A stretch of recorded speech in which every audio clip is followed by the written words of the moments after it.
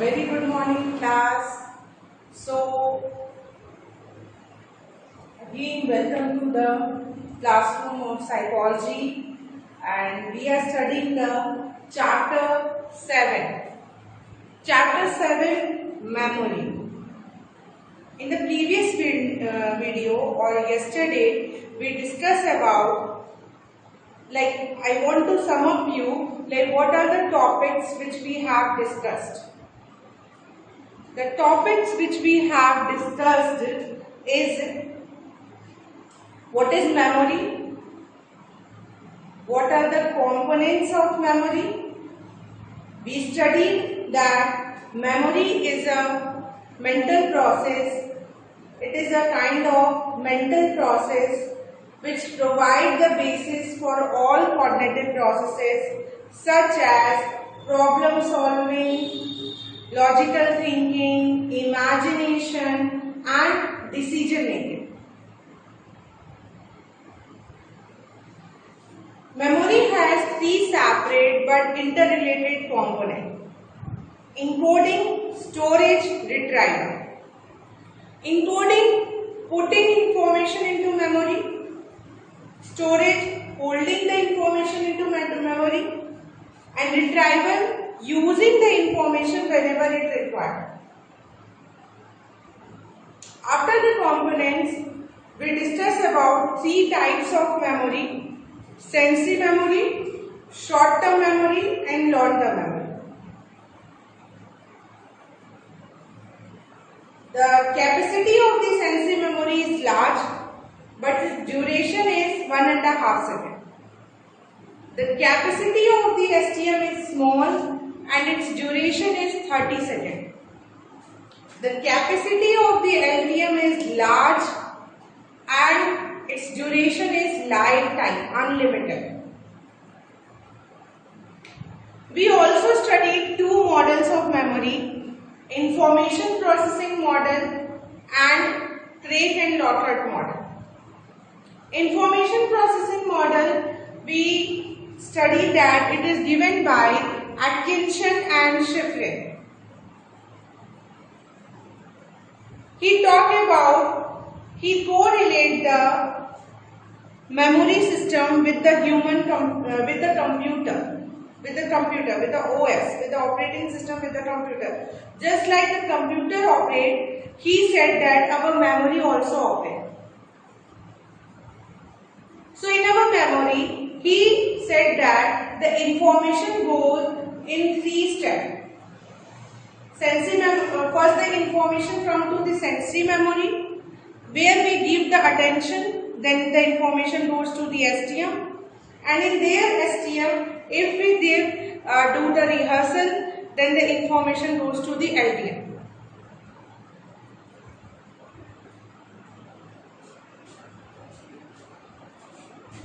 Sensory memory is that part of memory in which information is stored, whatever the information is carried from their sense organ. It is of two types: visual and auditory. Visual sensory memory is known as iconic sensory memory. Auditory sensory memory is known as echoic sensory memory. Visual sensory memory capacity is half second. Auditory sensory memory capacity is more than half a second or 1 second. Visual sensory memory receives the information from eyes, visual, which is related to eyes. Auditory sensory memory receives the information from ears.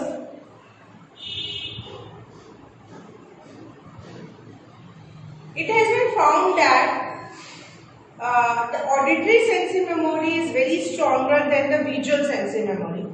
जो चीजें हम लोग सुनते हैं वो हमें बहुत ज्यादा टाइम तक याद रहता है in comparison to जो चीजें हम लोग देखते हैं. Short-term memory is that part of memory which receives the information from sensory memory for a short period of time. इस मेमोरी को वर्किंग मेमोरी भी कहा जाता है.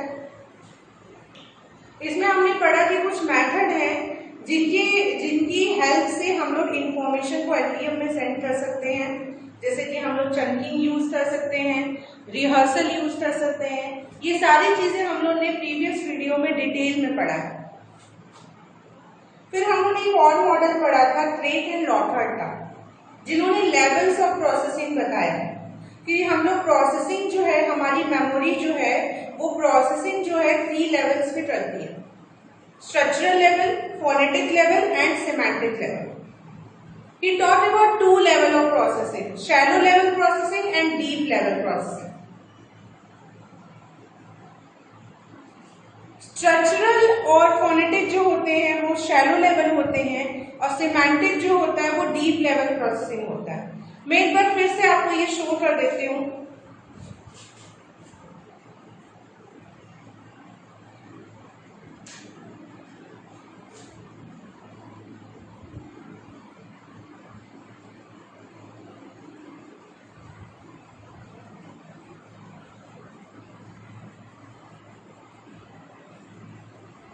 क्रेग एंड लॉथर्ड का यही मॉडल था। इन्होंने कहा प्रोसेसिंग ऐसी ही होती है, पहले स्ट्रक्चरल पे होती है, फिर फोनेटिक पे जाता है और फिर सिमेंटिक पे जाता है। ये जो 2 लेवल्स हैं ये शैलो लेवल होते हैं। We talk about 2 level of processing, shallow level and deep level. ये 2 शैलो होते हैं बट सिमेंटिक जो होता है वो डीप लेवल ऑफ प्रोसेसिंग होता है। ये सारी चीजें हम लोगों ने डिस्कस कर लिया है। It's just a kind of revision for you before moving to the next topic. तो क्रेग एंड लॉथर्ड ने कहा कि 3 लेवल पे प्रोसेसिंग होती है। अगर प्रोसेसिंग स्ट्रक्चरल की होती है तो वो जल्दी भूल जाते हैं, फोनेटिक की होती है तो फिर भी याद रहता है, सिमेंटिक की होती है तो वो लॉन्ग टर्म के लिए हमें रिमेम्बर रहता है। तो हमेशा जब प्रोसेसिंग करो अपने माइंड में तो सिमेंटिकली करो, डीप लेवल ऑफ प्रोसेसिंग करो, so that the information always be in your LTM. Then हमने इसके बाद कुछ टाइप्स पढ़े थे एलटीएम के। टल्विंग के according he said that there are 3 types of memory: episodic, semantic and procedural. He divided that memory into 2 categories: declarative and non-declarative.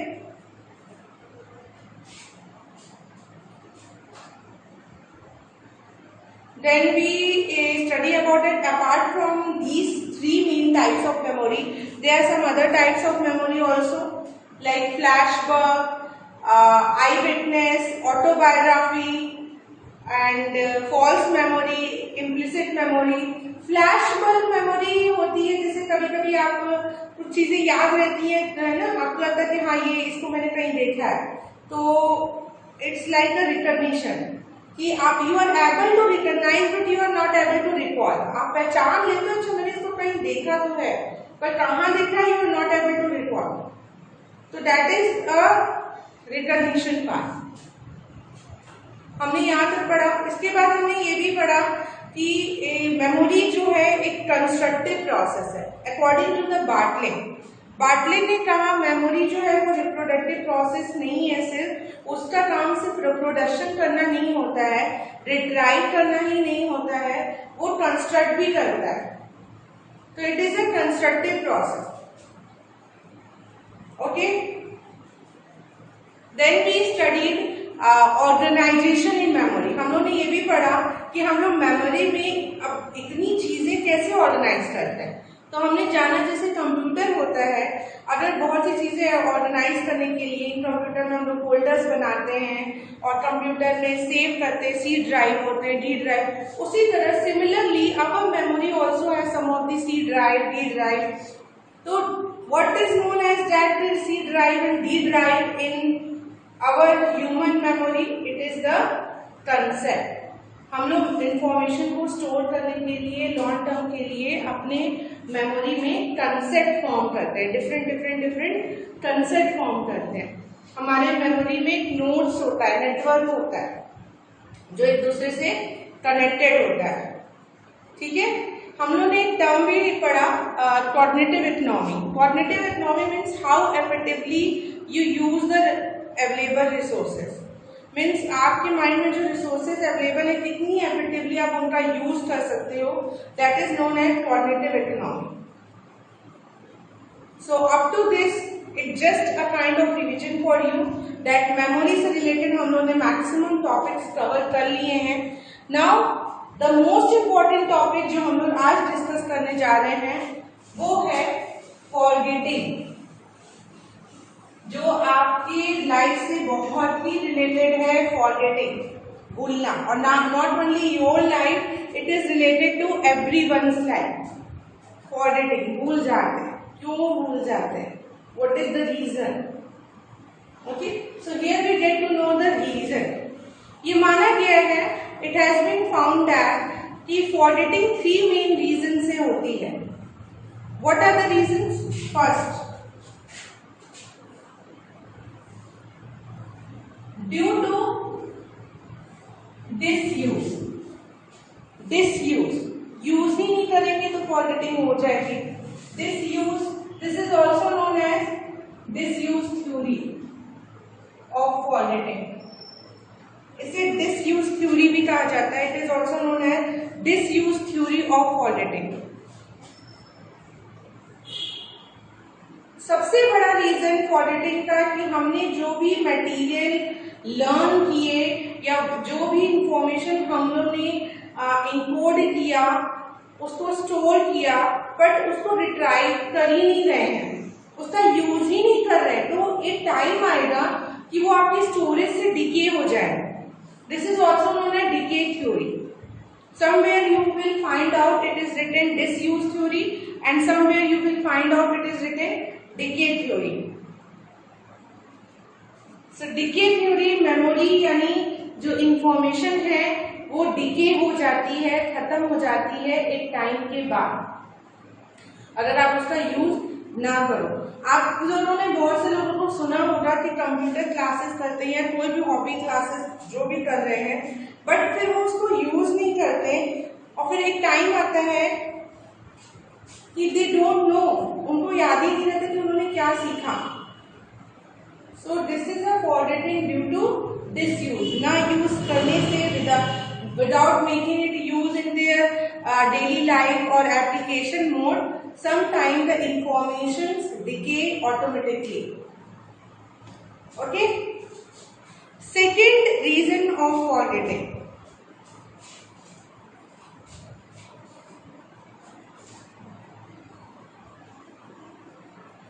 due to interference. forgetting due to interference. Interference की वजह से भी forgetting हो जाती है. Interference में दो चीजें यहाँ होती हैं. We will discuss both the things. First I want to discuss first point. Like कभी होता है कि like for example you are learning something or some kind of interference came. Interference तो आप समझते हो, kind of disturbance. तो कुछ like you are learning one stimulus and suddenly another stimulus disturb or interfere in that one, तो उससे क्या होता है, forgetting हो जाती है. आप भूल जाते हो कि आप क्या करने वाले थे या क्या करना था. तो this is also the reason. Second interference क्या होता है, दो तरीके के interference. There were 2 type of interference, proactive and retroactive.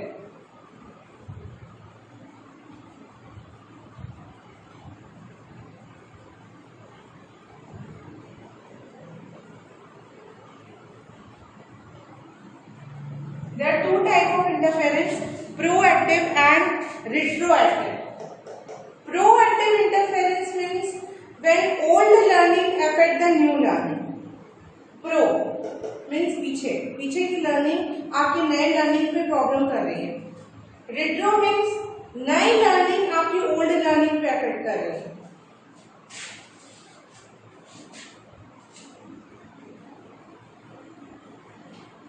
Old learning का इफेक्ट आ रहा है न्यू पे. ओके, और यहाँ पे क्या है, जस्ट अपोजिट, न्यू का इफेक्ट आ रहा है ओल्ड पे. Just opposite and the vice versa.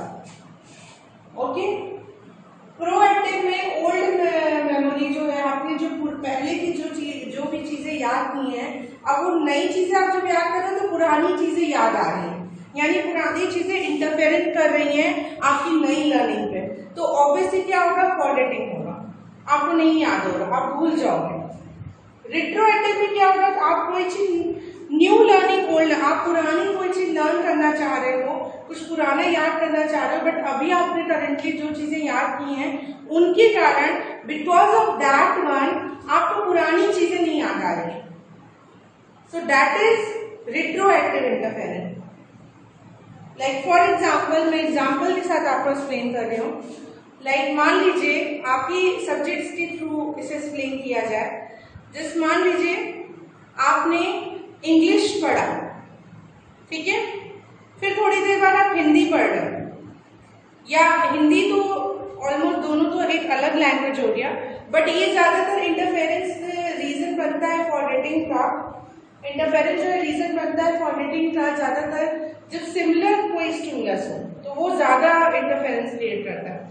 Like आपने पहले इंग्लिश पढ़ा, अब आप हिस्ट्री पढ़ रहे हो, ठीक है, तो अभी क्या होगा कि हिस्ट्री पढ़ रहे हो पर आपको इंग्लिश के कुछ टर्म्स बार बार याद आ रहे हैं क्योंकि आपने उससे पहले इंग्लिश पढ़ा था, ठीक है, समझ रहे हैं आप मेरी बात। तो क्या हो रहा है, ओल्ड लर्निंग आपकी न्यू लर्निंग पे प्रॉब्लम क्रिएट कर रही है, इंटरफेरेंस कर रही है। अब आप क्या है, मान लो आपने पहले इंग्लिश पढ़ा और अभी आपने हिस्ट्री पढ़ लिया, अब आप इंग्लिश के टर्म्स याद करना चाह रहे हो, एक रिवीजन करना चाह रहे हो, तो history sometime create a problem in recalling the information of the previous one, that is the your English. So that is the retroactive interference. So I hope children you understood about that there are two type of interference, proactive and retroactive. Proactive where the old learning affect the new learning, and retro means where the new learning affect the old learning. So these are the two main reasons for the forgetting. Third reason of forgetting is forgetting occurred due to retrieval failure. Retrieval failure भी बहुत बड़ा reason है forgetting का. Retrieval failure, retrieve ही नहीं हो पा रहा है, आपने इंफॉर्मेशन इम्पोर्ट किया, स्टोर किया, बट आप उसे रिट्राइव नहीं कर पा रहे हो, you are unable to retrieve, ठीक है. तो retrieval failure is one of the reason of forgetting. आपको याद ही नहीं आ रहा है. So I hope you understand about forgetting. There are three main reasons of forgetting, and forgetting may be happen due to lack of overall the general in a general sense if we talk about. So forgetting is happen due to lack of rehearsal. मैंने previous video में और previous class में आपको explain भी किया है कि main reason तो forgetting का यही होता है कि आप रिहर्सल नहीं करोगे, रिवीजन नहीं करोगे किसी भी चीज का. कुकिंग ही ले लो, अगर आपने कुछ बनाना सीखा, आपने उसको फिर से दोबारा नहीं बनाया या सेकेंड टाइम नहीं बनाया, थर्ड टाइम नहीं बनाया, तो what happen, you will forgot, आप भूल जाओगे आपने कैसे बनाया था उसे. तो it's not only applicable to studies only, हर एक चीज पे है. जब तक उस चीजों को रिवीजन नहीं होती है, रिहर्सल नहीं होता, उसका रिपीटिशन नहीं होता, हमारे मेमोरी में वो सेट नहीं होता, और बिकॉज ऑफ दैट फॉरगेटिंग होती है. आप लोग भी इस बात पे एग्री करोगे. Is it so? I think yes, ठीक है. अब जैसे बहुत सी चीजें आप बोलते हो हम लोग को याद रहती है, क्योंकि आपने उसका इतना रिहर्सल किया है, इतनी बार आपने उसका यूज किया या इतनी बार आपने उसको रिपीट किया है कि वो आपके एलटीएम में स्टोर हो गया है. और वो एलटीएम में स्टोर होने से वहां से फॉरगेटिंग नहीं हो सकती. तो मेन तो आपको सारे इंफॉर्मेशन को सेंसरी शॉर्ट टर्म से ही तो पास करते हुए एलटीएम में भेजना है. दिस इज द मेन ना. This is all about forgetting. Forgetting में एबिन रॉस ने स्टडी किया है फॉरगेटिंग पे कि फॉरगेटिंग क्यों होती है या फॉरगेटिंग क्या है. ये हम लोग ने पहले भी बात कर ली है about the forgetting curve. So this is all about your chapter. Now the last topic which is left in your chapter is enhancing memory. आप मेमोरी को इनहांस कैसे करोगे? How to enhance? हम लोग ने ये जाना मेमोरी होती क्या है, कैसे उसमें ऑर्गेनाइजेशन करते हैं, क्या टाइप्स होते हैं। हमने ये जाना कि फॉर्मेटिंग क्यों होती है, which is a part of memory. अब हम लोग को ये भी तो जानना पड़ेगा ना कि ठीक है फॉर्मेटिंग हो रही है, बट हम लोग ऐसे कौन से मेथड हैं जिनका यूज करके, what are the method through which we can use it and enhance our memory system, how we can do it. So this we have to study. So now I am going to teach you about what are the methods through which we can enhance our memory.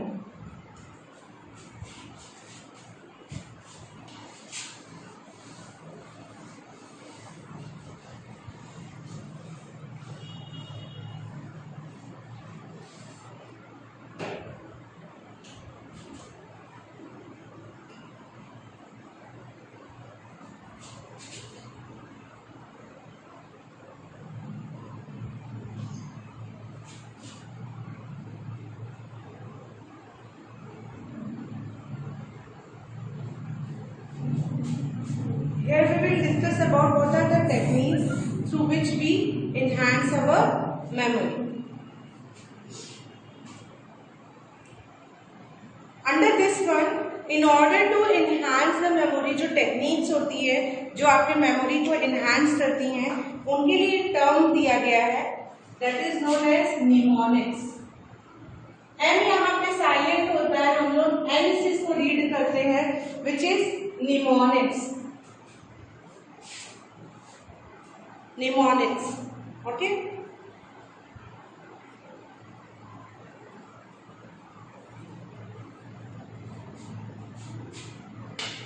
Mnemonics का मतलब होता है the methods which are used to enhance the memory.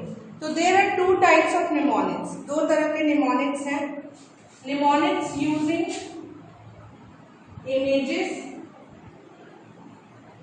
और second है mnemonics using organization.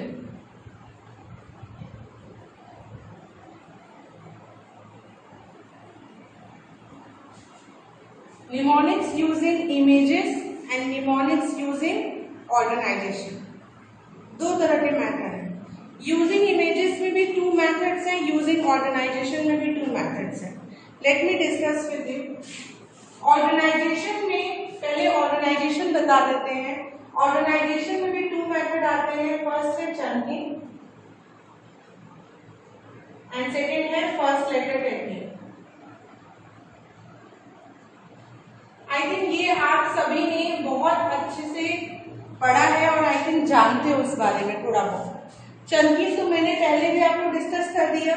Chunking बहुत ही beautiful और बहुत ही it is very advance method and very good and effective method to enhance your memory system and to make your information goes from STM to LTM. Chunk करिए हर एक चीज को. It's not about number. Words को भी chunk करके learn होता है. बच्चे बहुत से डिफिकल्ट वर्ड्स को they learn by using chunking method. So it is chunking. So chunking means when we divide any stimulus or any information into a smaller part. First letter technique ये तो आपने जाना ही होगा. जस्ट लाइक इसका best example है rainbow colour VIBGYOR. VIBGYOR क्या है? ये फर्स्ट लेटर टेक्निक है 7 कलर्स को रिमेम्बर करने के लिए. V for violet. I think ये आपने अभी तक ये किसी ने भी नहीं भूला होगा. क्यों? क्योंकि आपको टीचर ने फर्स्ट लेटर टेक्निक से पढ़ाया. आपके माइंड में बैठा दिया विब्ग्योर विब्ग्योर विब्ग्योर बोल बोल के, और आपको याद भी हो गया. V for violet, I for indigo, B for blue, G for green, Y for yellow, O for orange, R for red. These are the 7 colors in our rainbow. This is the first letter technique. I think आप लोग भी first letter technique कई बार use किया होगा आप सभी ने. सभी ने कई बार फर्स्ट लेटर टेक्निक यूज किया होगा। किसी भी चीज को याद करना है आपको, फर्स्ट लेटर टेक्निक का यूज करिए। जैसे मैं बच्चों को बहुत, जैसे इंटेलिजेंस की डेफिनेशन मैंने क्लास 12 में बताई थी, तो जैसे डेफिनेशन थी, intelligence is the power of perceiving, learning, understanding and knowing. तो मैंने उन लोग के दिमाग में बैठा दिया कि आप ये वर्ड याद कर लो, plug, P for perceiving, L for learning, U for understanding, K for knowing. So they learn the definition intelligence, that intelligence is the power of perceiving, learning, understanding and knowing. Plug उनके दिमाग में बैठ गया कि plug, at least इससे क्या हुआ, एक डेफिनेशन तो उनकी श्योर है कि वो उनके माइंड से कभी नहीं जाएगी। तो इंटेलिजेंस जब भी वर्ड आएगा तो उनको लगेगा प्लग, इंटेलिजेंस प्लग घुमा दो। Okay, so understood. So the beauty of the effectiveness of the first letter technique, it found to be very effective in order to enhance the memory, and this is a technique which is related to the organization. Just keep in mind it come under the organization. Okay, now we will discuss about the using images. Using images में क्या आता है? What comes under the using images? अगर using images की बात करें तो using images में भी दो आते हैं।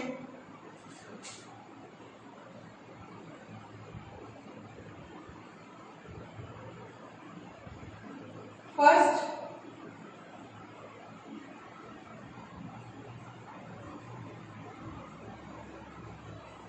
method of glossy and keyword method। ये हम लोग क्या पढ़ रहे हैं चिल्ड्रन? ये हम लोग मेथड्स पढ़ रहे हैं, how to enhance the memory.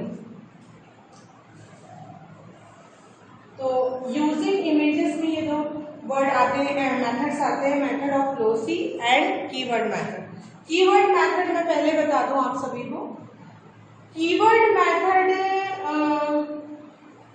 में क्या होता है, कीवर्ड कुछ नाम से आइडिया लग रहा होगा कि कीवर्ड क्या है, थोड़ा तो आइडिया लग रहा होगा। कीवर्ड यानी कुछ कीवर्ड्स बनाते हैं, या इसमें क्या होता है, एक टारगेट वर्ड होता है और एक टारगेट वर्ड मतलब जिसको लर्न करना है, और उस टारगेट वर्ड के लिए आप एक अपना कीवर्ड बनाते हो। ओके, टारगेट वर्ड एक टारगेट वर्ड होता है, यानी जिसको लर्न हमें करना है और उसके लिए आप एक कीवर्ड बनाते हैं, और कीवर्ड के साथ साथ इसमें इमेजेस का भी यूज होता है। दैट्स व्हाई ये term it's come under the images, इसीलिए इमेजेस में आया। जैसे एक एग्जांपल है, एक फ्रेंच वर्ड है, टारगेट वर्ड में बता दूं, पैटो। पैटो का मतलब होता है कि हेलो।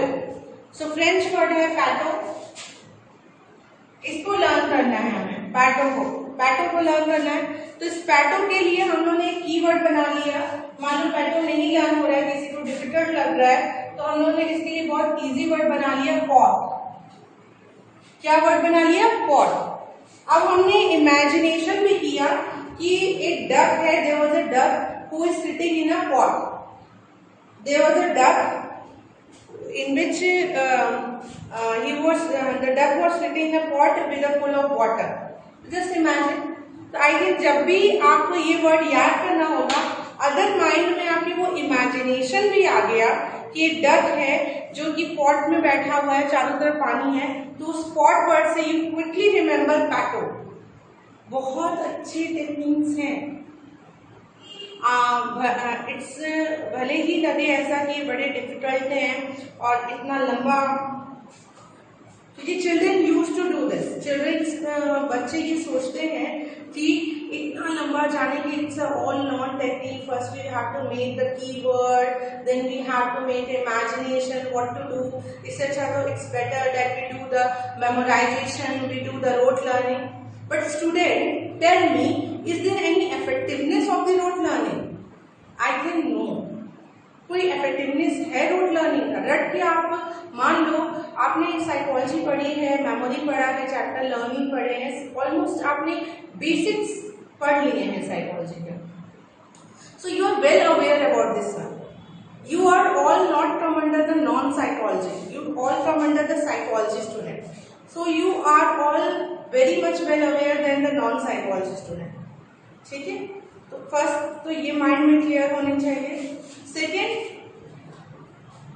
अब अगर आपको ये लग रहा है ये लॉन्ग है तो मुझे ये बताइए कि रोट लर्निंग आप करके कितने टाइम तक वो आपकी इंफॉर्मेशन एलडीएम में रह पाएंगी, मतलब एलडीएम में जाएगी कि नहीं इसकी क्या गारंटी है पहले तो, और कितने टाइम तक रख पाओगे उसे अपने मेमोरी में, या how many time you will use it.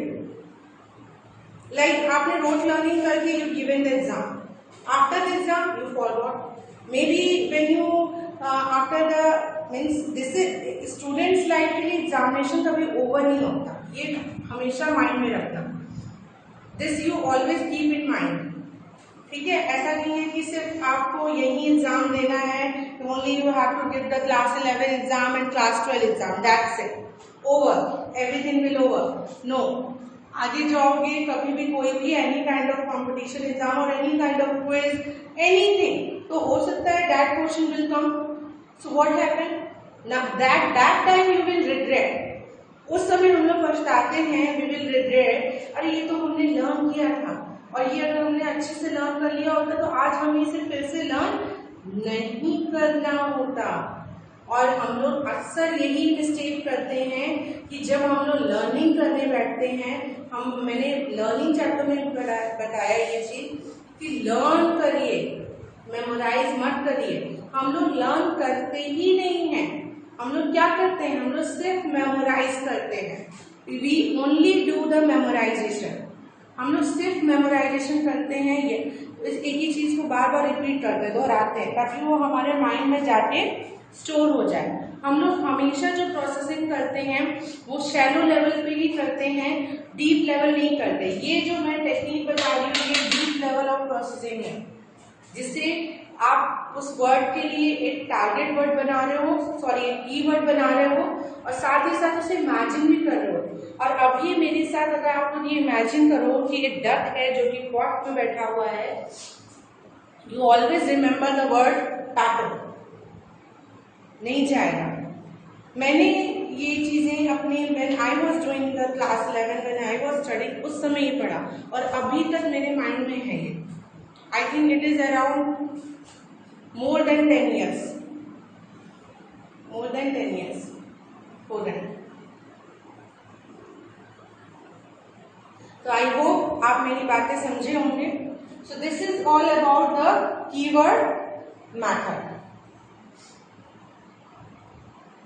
Now we are moving toward the next method which is the method of loci. But the method of loci we will discuss in our next video, okay? Because so many things हम लोग एक साथ आपके mind में भी नहीं कर सकते हैं. Now the task I am giving to you just to do the revision, and in the next video we will discuss about the method of loci.